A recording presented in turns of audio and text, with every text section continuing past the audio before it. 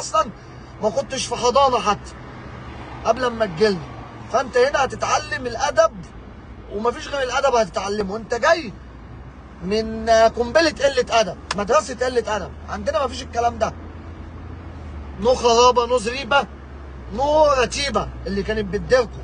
احنا عندنا نادي بيديره اعظم لاعبي العالم وافريقيا، كابتن محمود الخطيب الاسطوره.